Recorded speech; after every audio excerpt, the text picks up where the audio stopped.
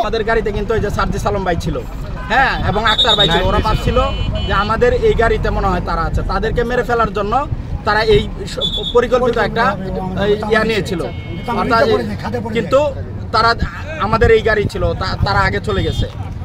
এরপর এসে এখানে যখন আমরা থামলাম তখন আমাদেরকে অতর্কিতভাবে মারধর, হ্যাঁ, মানে হামলা করে মেরে চাবিটা নিয়ে জুমার নামাজ শেষ করে আমাদের সার্জিস ভাই এবং নাহিদ ভাই যে গাড়ি তারা অন্য গাড়িতে চলে গেছে এবং নাহিদ ভাইয়ের সাথে যেই সফরসঙ্গী ছিল সার্জিস ভাইয়ের সাথে তারা আমাদের গাড়িতে উঠেছে। আমি কেন্দ্র কমিটির সদস্য, আমাদের গাড়িতে ওঠার পরে গাড়ি রান করেছে, আমরা অপর দিক থেকে একটা বাস এসে আমাদেরকে বাম পাশে চাপ দিয়েছে।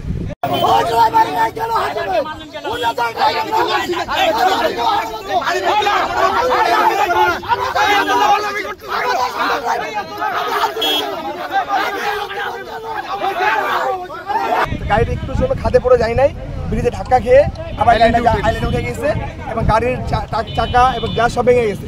আমরা যখন ড্রাইভারের সাথে কথা বলতে গেছি কেন আপনারা এরকম করলেন, এই বাসের ভেতর থেকে বহিরাগত কিছু লোক আমাদের প্রতিরোধ হামলা করার চেষ্টা করে এবং তারা বলে যে আপনারা বহিরাগত আপনাদেরকে আমরা ব্যবস্থা নেব।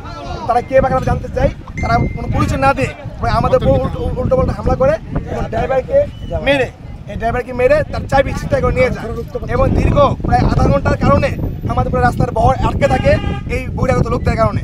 আমাদের যে বিশাল বহর আপনারা জানেন, এই বহর এখন দিনাজপুর যাবে, এই দিনাজপুরের বহরকে আটকে রেখে তাদের অসৎ উদ্দেশ্য বাস্তবায়নের চেষ্টা করেছে।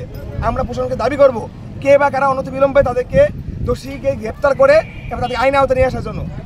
আলহামদুলিল্লাহ তারা চাপ দেওয়ার কারণ জিজ্ঞাসাবাদ করলে তাদের কাছ থেকে বাসের যাত্রী অথবা ওই স্থানীয় একজন লোক তাদের চাবি নিয়ে যায়, পরবর্তীতে তাদেরকে চাবি দিয়ে যায়। আমরা তদন্ত সাপেক্ষে এর ব্যবস্থা নেব। ধন্যবাদ সবাইকে।